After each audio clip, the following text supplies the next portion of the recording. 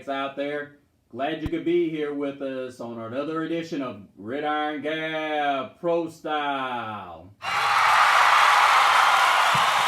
We gab about all things on and off the pro football gridiron, from the scoops of the regular season to the scores in the postseason and the picks of the offseason. Let's start gabbing.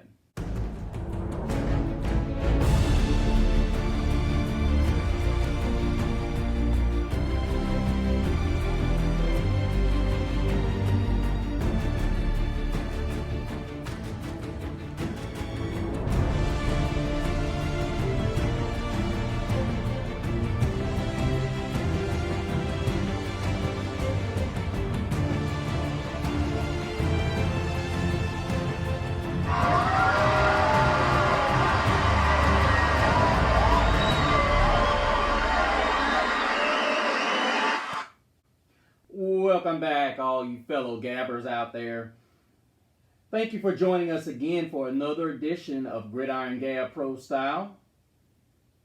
I am, of course, Mr. CeeLo, and I'm glad to be back again for another show. This one's got some special significance because if you guys checked out Growlin' and Prowlin', you guys know that instead of Bryce Young, which many of you know, I wanted C.J Stroud, but I like Bryce just the same. But I felt like C.J Stroud had the most, I wouldn't say the highest ceiling, but I felt like he was the guy that was the most pro-ready with the right prototypical body.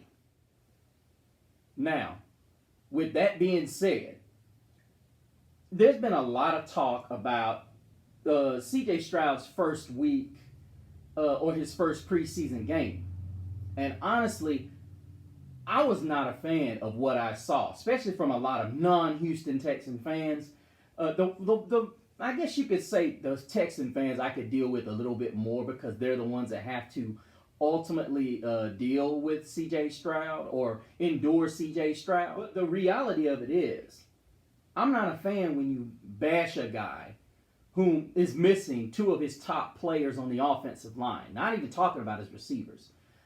But I thought he had a performance that was similar to Bryce Young for the Carolina Panthers in Week 1. And for future references, if you want to get on Gridiron Gab Pro Style and voice your opinion like one of these fans did, you can do that, but you have to do better than can't play in this league and laughing emojis. We talk about real football here, people. And we voice opinions. And hopefully we want to get to this platform where many of you guys that commented and gave your opinion on the poll, which I'll get to in a second. Guys, bear with me. I'm learning. I think the coolest thing about doing shows like this and being able to get your feedback out there, that you have a show that you can lean to. Eventually we're going to get to where we're going to do the show live. We'll put a poll out there and let you guys vote. And then we'll do the show. And I know some of you guys will be saying this is, 2 days too late. They played Saturday afternoon. Well, I wanted the poll to be out there and give you guys a chance to kind of marinate on it. And I'm happy with the results because honestly, I thought he played pretty good. And there were 12% of you said he played excellent. 1% said great. 35% said okay and good. That's a plus. And then you had 17% that said not good. And I would challenge those who would say not good. And I would ask Michael, you're saying that he's not a quarterback in this league. I need you to elaborate. Because I'm going to show you some plays here that, to me, are NFL caliber throws. And I'm going to tell you, I watched the game. And this game I watched in particular. I watched it all the way up until halftime. And I was thoroughly impressed with what I saw. And let me rephrase it. I was not impressed. You know why? Because I'm accustomed to seeing C.J. Stroud do this. This is nothing new for me. When I watched the 4 games, I watched both of his bowl games and the 2 Michigan games. 5.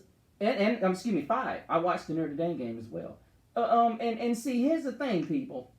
When you watch a caliber of a player such as a C.J. Stroud, what a guy like this does not surprise you.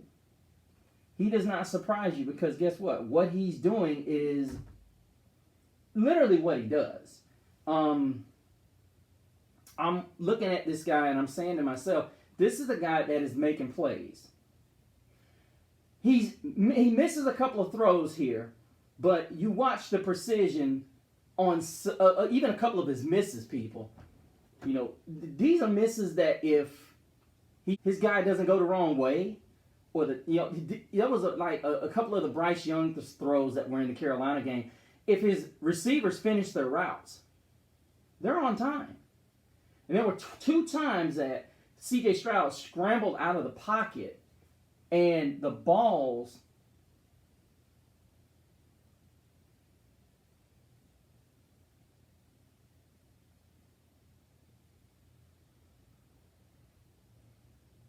the balls were delivered in place that they had to be in. And what's really remarkable about C.J. Stroud's timing is he has a knack, and this is very rare, people. He has a knack for putting the football where it needs to be.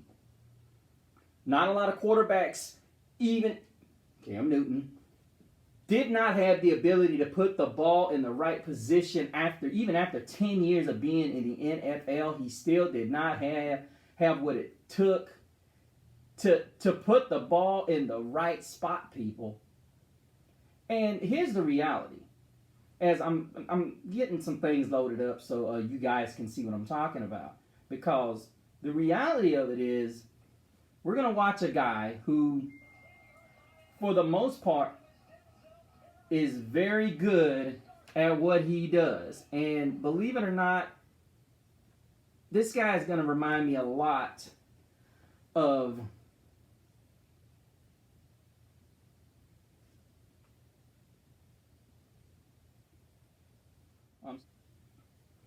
as we look at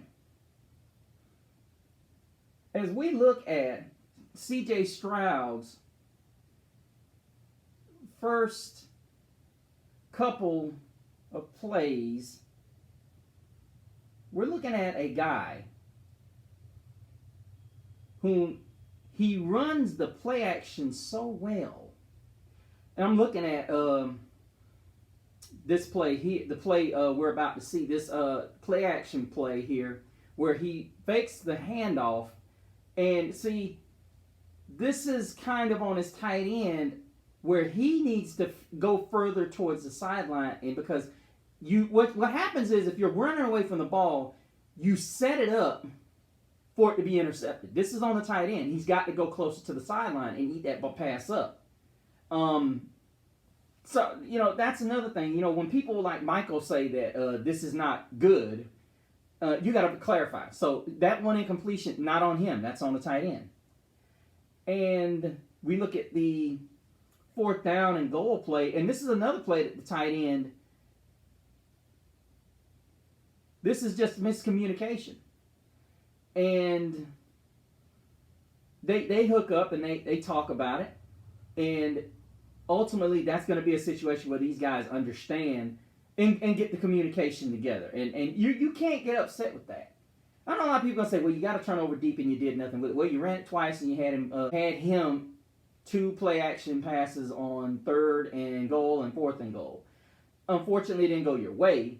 But it was 2 miscommunications with the tight ends. And that's going to come. That's going to come. And ultimately, what you have to do if you're the Houston Texans, you have to look at it and you have to say, okay, you have to communicate. And that's where a lot of what C.J. Stroud likes to do and what he doesn't like to do. And I've heard a lot of talk about the Texans have pulled some of the things out of the things he liked to do at Ohio State. And that's going to be a good thing. But I'm looking at this one throw that he made. He puts the ball on the receiver, on the slant, and does a great job getting it on him. And that's what you have to do. He sees the cushion, gets the ball to him in a nice tight. It wasn't necessarily a tight window, but he gets in there hot, low and tight. That's one thing I like. That ball is a little bit high, but he's generally his balls are right there in the breadbasket vicinity, and that's what you want. You don't want a lot of throws going high, because when you have a lot of balls going high, what eventually happens is they get tipped by the receiver. And look at this dime right here. Look at this dime right here. This is just beautiful right here. Look at this right here, the rollout, or the bootleg, if you will, the bootleg rollout. Look at this. I can see Houston doing this a lot. Miami did that a lot to them. And look at this throw. Look at the extension to the receiver. That's a great job by the receiver and the quarterback. That's beautifully placed ball. And that's how you have to do it. And very next play, I think he had a combination of 5 straight completions, if I'm not mistaken. He looked good at one point. And then you see this double pump. Wow, that's beautiful. That is beautiful work right there, Michael. And ladies and gentlemen, I don't blast people if they have an argument. But when you just get in my post and you say, not a NFL QB, look at that right there. Look at that pump fake, y'all. That is beautiful work right there. Beautiful work, that pump fake. And as I said, I don't have a problem with people when they spill facts and they spill legitimate arguments.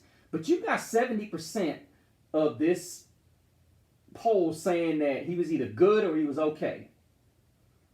Only 17% said not good. So I don't know what you guys are looking at. So if you guys would like to identify you guys that took the poll. Listen, if you have valid opinions, and that's another thing, guys, if you take a poll on Gridiron Gab, please leave your opinions. I'm not going to, if you give me a valid point, I will read it on air. But if you're just here to troll, this ain't the place. This is not the platform. This ain't the show. We don't do trolls. You will get called out. But let's look at this next play from C.J. Stroud. A lot of his completions and incompletions were good ones, if you would. Look at that out. Oh, my goodness. And you can see the receivers are like, yes, yes, yes. These guys are, you can see the receivers are moving with, like, I'm ready. I'm ready. I am ready. And see, this is going to be a team that's going to compete this year. I don't think their defense is ready. I think they're going to give up a lot of yards running the football. And they're just not going to be able to, stick with a lot of teams. But, C.J. Stroud, I was not overly impressed. I wasn't surprised, but I was just like, given what we saw. And he does a lot of the same things Bryce Young does. He does a lot of that misdirection stuff, which I thoroughly enjoy. I love watching quarterbacks that complete the play.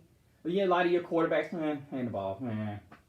You get some of those quarterbacks, they hand it off, fake like they're throwing it.